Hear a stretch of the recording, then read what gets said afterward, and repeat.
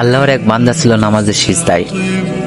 আল্লাহর ডাক দিয়ে বলে, বান্দা তুই যতই নামাজ পড় আর যতই সিজদা কর, তোর ঠিকানা জাহান্নাম। এ কথা শুনে বান্দাটি বলতেছে, আলহামদুলিল্লাহ। আল্লাহ বলে, এই বান্দা, জাহান্নামের কথা শুনে কেউ আলহামদুলিল্লাহ কয়? বান্দা বলে, আল্লাহ, জাহান্নামের মালিকও তুমি, জান্নাতের মালিকও তুমি।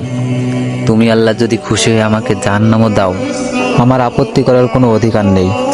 আল্লাহ বলতেছে, বান্দা, জাহান্নামে গেলে তুই পুড়ে যাবি, তোর কষ্ট হবে। বান্দা বলতেছে, আল্লাহ, কষ্ট শুধু আমার হবে না, তোমারও হবে। আল্লাহ বলে, বান্দা, তুই পুড়বি জাহান্নামে, আমার কষ্ট কেন হবে?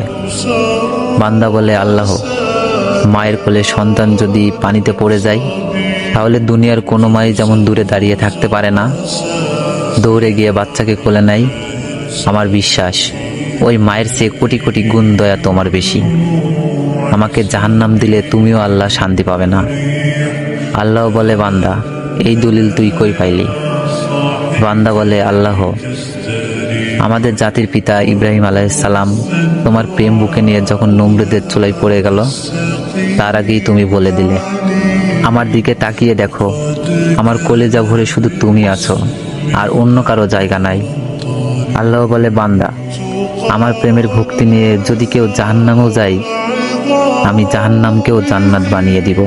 সুবহানাল্লাহ।